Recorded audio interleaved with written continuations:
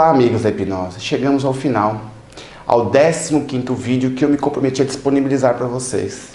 E mais uma vez agradecendo ao Alberto pelos vídeos e ao Maico Arruda pelas legendas. É o último vídeo e aqui você vai aprender a questão tão importante que é a pós-sugestão hipnótica.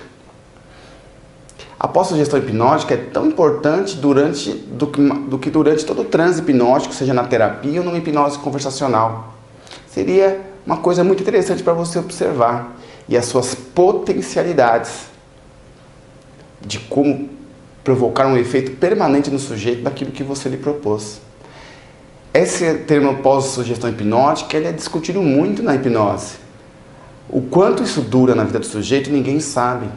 Vai depender de uma série de fatores e variáveis, mas ela é importante. Então comece os estudos hoje sobre pós-sugestão hipnótica, terminando esses 15 videoaulas.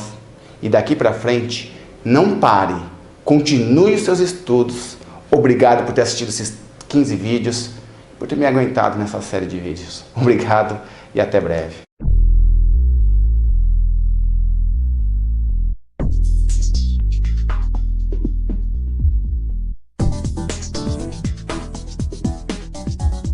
Hi, welcome back to part 16 of How to Hypnotize Without Trance. This is the penultimate video in this particular program. I hope you've enjoyed it. I hope you've got a phenomenal amount out of it. We are just scratching the surface really, but I want to give you a good foundation. I hope that this is what this program has achieved. Now, just one quick point aside before we get into the topic of this. As you watch this video, be aware that if it looks like I'm hobbling about, I am, because when this video was taken I was recovering from knee surgery. I'm just mentioning that now because when I watch it I'm acutely aware of that. You probably wouldn't have even noticed, but just wanted to get it off my chest there. Okay, let's have a look at the video. Post-hypnotic suggestion without trance. I need to talk about post-hypnotic suggestions, and that's what this video is going to be about. Specifically, post-hypnotic suggestions in the hypnosis without trance model.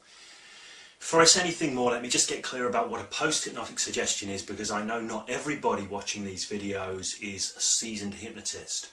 Essentially, a post-hypnotic suggestion is any suggestion given during hypnosis that is for something that's going to take place after the hypnosis is finished. So an example of this might be if you were working with a smoker in a hypnotherapy context, you may say, each and every time somebody offers you a cigarette, from now on you will just say no and feel wonderful knowing that you're a non-smoker. So that's a suggestion that's given in the hypnosis session for something that's going to happen after the hypnosis session.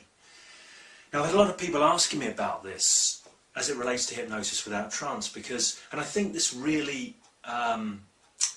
it really shows how easy it is to get stuck in that old school trance model, because people think, well, hang on a second, there's no trance, there's no eyes closed bit going on with hypnosis without trance, so when do I give the suggestions? The answer to that is really, really simple. Whenever you like.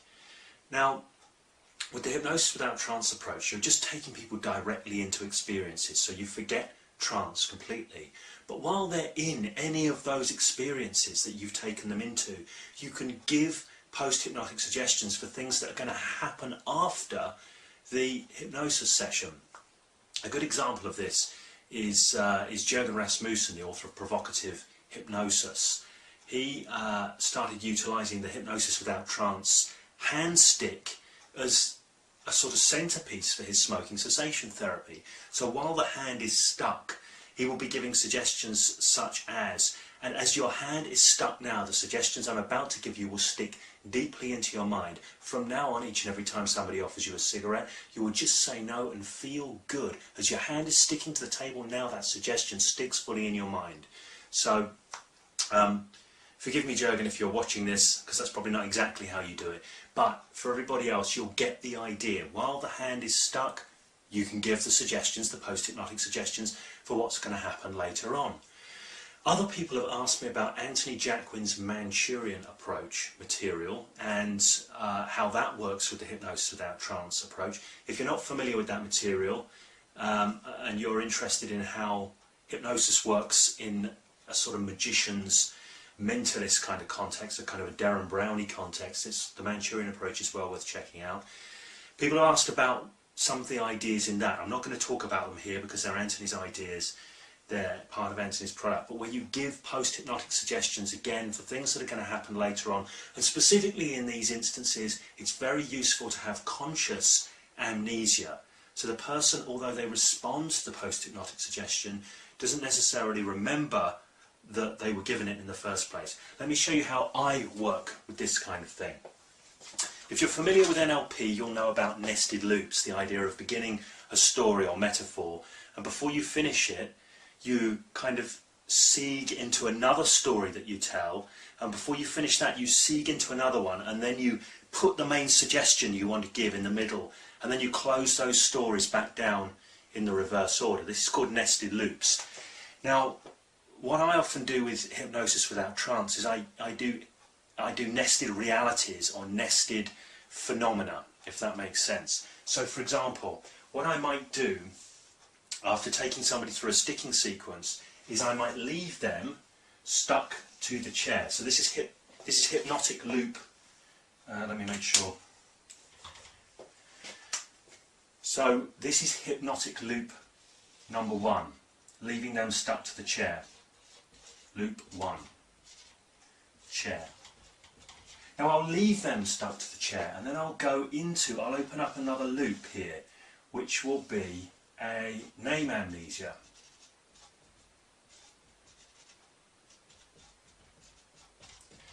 Now, right in the middle of the name amnesia here, because this is an amnesia, this is the phenomenon of amnesia going on. This is a great place to put a post-hypnotic suggestion that you want them to have conscious amnesia for. So right here in the middle of the name amnesia, I'm going to put the post-hypnotic suggestion, PHS, right in the middle of the name amnesia, and then I'm going to close down the name amnesia, and they'll still be stuck to the chair here. So for example, they're stuck to the chair, we do the name amnesia thing, whereabouts is that name, watch it disappear, and as your name's gone now, you try and say your name and it's gone. What happens when you try and say your name and it's gone? Now while the name is gone, you can say, and it's interesting that just as your name has gone now, you will have no recollection consciously of what I'm about to tell you, but you will remember and respond at a deeply unconscious level. And then you give the post-hypnotic suggestion. Then you give the suggestion for conscious amnesia again, and then you go straight back into saying in your name, what was your name? Try and say it. Now they'll still be in the name amnesia and still struggling at this point. Then you return the name, what's your name? And they give the name, and you're still stuck to the chair. And they're back struggling, stuck to the chair. So you've gone in, chair loop, you close the chair loop then. This should, if this has been done right and this has been handled right, this should have no conscious memory attached to it if you're giving the suggestion.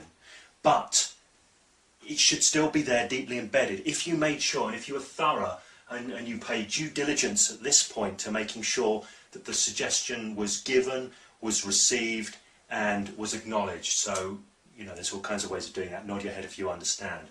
Then you close it back down. So this is one way of giving post-hypnotic suggestions with amnesia using hypnosis without trance. But remember this, it's all suggestion, it's all language, it's all communication, it's all bringing people into these different perceptions of reality. And you can give post-hypnotic suggestions at any point during any other hypnotic phenomenon that you may be utilising at that time.